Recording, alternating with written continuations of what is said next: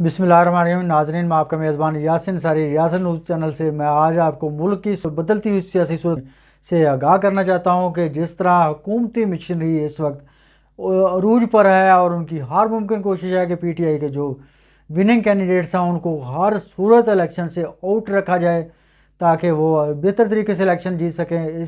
इस तरह उन्होंने इमरान खान को, चौधरी परवेज़ इलाही साहब को और शाह महमूद कुरैशी साहब को, सनम जवेद साहबा को और उसके साथ साथ खुर्रम खोसा साहब को फ़िलहाल आउट कर दिया है। वो इलेक्शन से बाहर हो चुके हैं।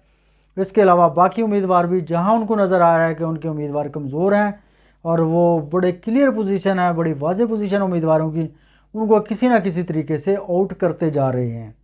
तो इस हवाले से मैं आपको बताता चलूँ कि उसके बावजूद इमरान खान ने जो जेल में बैठकर भी एक नया ऐलान कर दिया। उनका कहना है, जो उनके वकला के मुताबिक खान ने कह दिया है कि मेरा मकसद पूरा हो चुका है, मुझे पता है कि ये मुझे इलेक्शन नहीं लड़ने देंगे और मुझे जेल से भी नहीं निकलने देंगे। उसके बावजूद मेरा जो प्लान था, मेरा जो मंसूबा था वो कंप्लीट हो चुका है।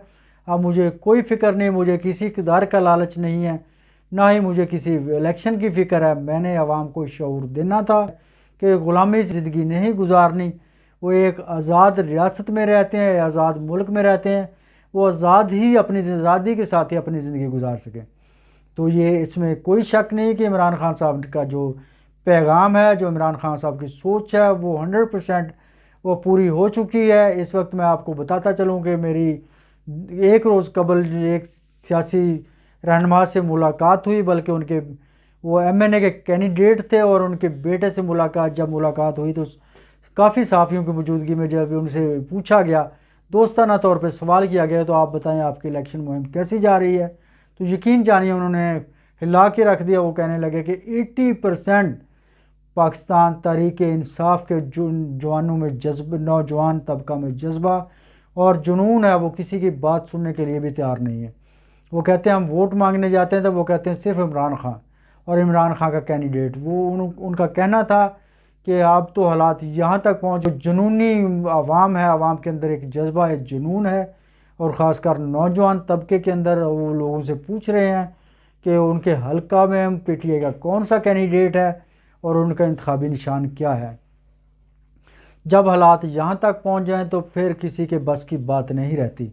अब जो जायज़ा लिया जा रहा है, जो लोग ख्यालात का इजहार किया जा रहा है, कह रहे हैं, वो यही कह रहे हैं कि एक दफ़ा हुकूमती मशीनरी का जबर और दूसरा अवामी जज्बात का टकराव, इस तरह की ये हालत बन चुकी है। हुकूमती मशीनरी चाहती है कि वो अपने ज़ोर ज़बरदस्ती के ज़रिए इनको रोंद कर रख दें और पीटीआई को हर सूरत आउट करें, लेकिन जो अवामी जज्बात नज़र आ रहे हैं उससे तो यही साबित होता है कि इनके बस की बात नहीं। ये हार तस्लीम कर चुके हैं। सब कुछ करने के बाद, कागजात छीनने के बाद, उनको गिरफ्तारियां अमल में लाने के बाद, उनके निशानात मर्जी के तकसीम करने के बाद, बल्ला छीनने के बाद, यहाँ तक कि उनके चीदा जो उम्मीदवार थे, जो विनिंग पोजीशन में उम्मीदवार थे, सबको आउट करने के बावजूद वो अपनी हार तस्लीम कर रहे हैं। और उनके अंदर की जो रिपोर्ट्स हैं वो यही हुकूमती मशीनरी को मिल रही है कि वो इसके बावजूद भी वो नहीं जीत सकते, किसी सूरत भी अवाम के जज्बात को नहीं जीत सकते। पीटीआई का वोट मुस्लिम लीग नून की तरफ या किसी और पार्टी की तरफ किसी सूरत भी कन्वर्ट नहीं कर सकते।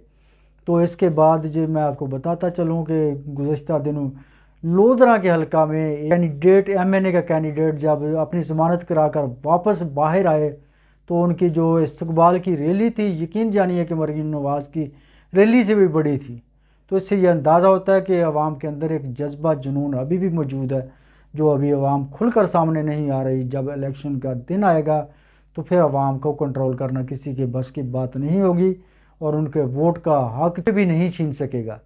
तो इसी तरह आमोदरा के हल्का NA 155 में आमिर इकबाल शाह साहब के वालिद सैयद इकबाल शाह साहब लड़ रहे थे। तो आमिर इकबाल शाह साहब पीपी के कैंडिडेट से पीटीआई की तरफ से उनको जो इंतखाबी निशान हासिल करने के लिए रिटर्निंग ऑफिसर के पास आए तो उनको गिरफ्तार कर लिया गया। 3-4 दिन के बाद जब उन्होंने राना फराज नून की रैली देखी तो उनको सामने ले आया गया और उनसे एक बयान दिलवाया गया जिसमें उन्होंने कहा कि मेरे इस हल्का में मेरे वालिद साहब NA के कैंडिडेट नहीं है, यहाँ अवाम जिसको चाहे वो वोट दे दी। वजह यही थी कि इस हल्का में IPP के चेयरमैन जहांगीर तरीन साहब हैं और उनकी नशिस्त जो है वो इंतहाई ख़तरे में पड़ चुकी थी। उनको मुकम्मल यकीन था कि अगर इकबाल शाह कैंडिडेट PTI की तरफ से कैंडिडेट सामने आते हैं तो किसी सूरत भी वो इस हल्का से कामयाब नहीं हो सकते। इसलिए उन बयान दिलवाया गया और सैयद इकबाल शाह साहब को दूर किया गया, इससे हटाया गया कि वो इस रास्ते से पीछे हट जाएं तो शायद जहांगीर तरीन इससे जीत जाएं, लेकिन ये भी उनकी भूल होती है।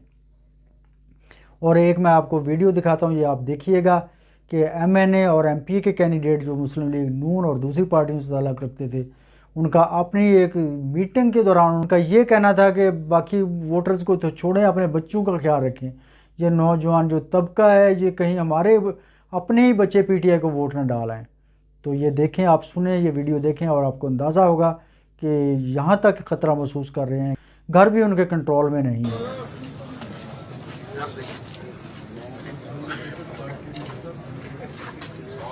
दुआ से पहले एक बात मैं अपनी जमात के यहाँ आने वाले लीडरों से दरख्वास्त करूंगा कि उसको ज़हन में रखना है। हर एक ने अपने घर में जरूर देखना है, खास करके अपने बच्चों को जरूर देखना है कि हमें नुकसान कहीं अपने घर से ना हो जाए। इसको ज़हन में जरूर रखें कि अपनी जो आने वाली नई नस्ल है वो इन पिछले 4 सालों में कुछ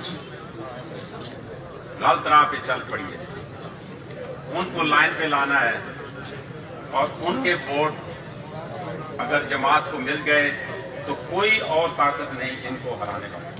और दूसरा, नौजवानों के जुनून और जज्बे के हवाले से मैं आपको बताता चलूँ कि मुस्लिम लीग नून का जलसा, वो भी आपको एक वीडियो दिखाते हैं कि जलसा नून का है जिसमें नौजवानों को पकड़ कर लाया गया, कॉलेज से लड़कों को लाया गया।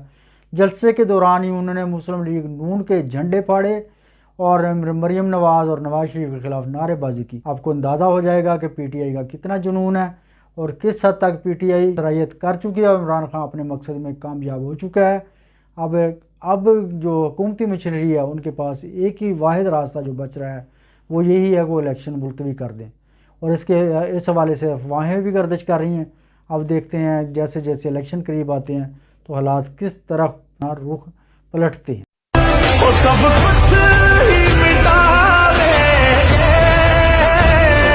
वो सारे होश गवा देंगे अगर तुझे हो। मरियम के पापा चोर है, पापा चोर है, मरियम के पापा चोर है, मरियम के पापा चोर है।